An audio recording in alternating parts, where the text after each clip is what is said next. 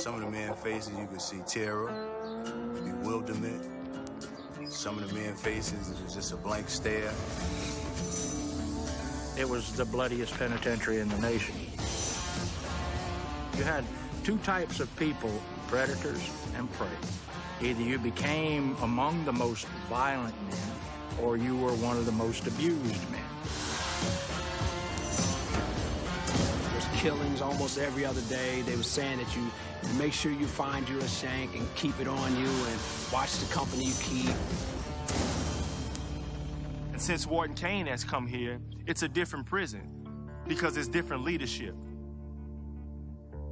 Angola is a maximum security prison with 6,300 prisoners, seated on the Mississippi River with 18,000 acres, which is about the same size as Manhattan Island. And 90% of the inmates you meet are going to die here. The reputation was such that I didn't want the job. I did not apply for this job. I did not say, please let me go to Angola. I'll do you a good job. I said, I don't want this job.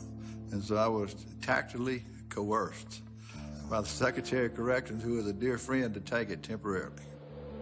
I came here in '95, so I've been here a little bit over 20 years.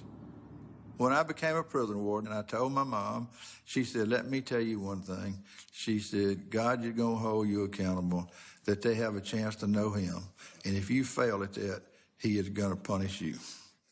And I said, yes, ma'am. Immediately when I came here, it was a horrible place, and it was running me crazy. There was blood everywhere. They would fight with a lock in the sock. They had weapons. We couldn't get the weapons, and we couldn't get through it. The first time in my life that I really felt that God talked to me was here, but it was also the first time in my life that I was desperate enough to listen. The whole deal was, if I could make them moral, I could heal the prison. We found a morality in religion because in our culture, you find morality quicker in religion than anywhere else, and I'm desperate for morality real quick. Now, the cool thing about moral rehabilitation is everybody from every group, atheist or what have you, wants people to be moral, and they want them to rehabilitate. So those two words could find no enemies. Turn in your textbook, please, to 151. Jesus is talking with the disciples in the setting of the upper room. And Warden Cain brought the seminary, the New Orleans Baptist Theological Seminary. And they have an extension center here, 4-year college, 2-year associate, 4-year bachelor's degree in Christian ministry and theology. What better way for God to change a place than for men to learn about who God really is? The Bible College has also trained men not just to go serve in their church. A lot of the men that have attended the school have been strategically placed in the dormitories to help change the culture and become lights. It worked. The seminary, if you're truly rehabilitated and you change your life, you also learn it's better to give than to receive. Criminals are takers. They just take.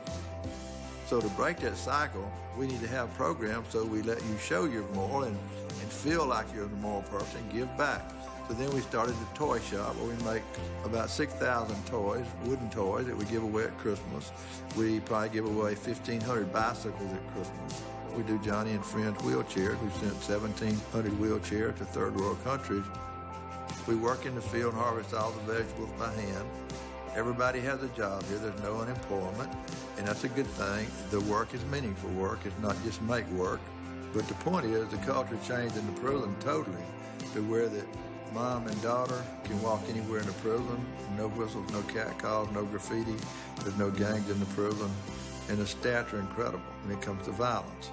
And so, truly, God did 2 Chronicles 7:14. He healed this land. You got to do that little devotional every morning. Because if you do that little devotion every morning, you're just putting the gas in the car and you're keeping it going because it gets you where that you can hear God. It's not that he just all of a sudden says, do this or do that so much. He makes you think it. And then you realize, I couldn't have thought of that because it'll be such an awesome thought. And that thought you're having because you're close to him and you're praying for guidance and leadership, that you're going to think of it. The legacy that I leave here is not bricks and mortar. The legacy we leave here is what's in the hearts of these men.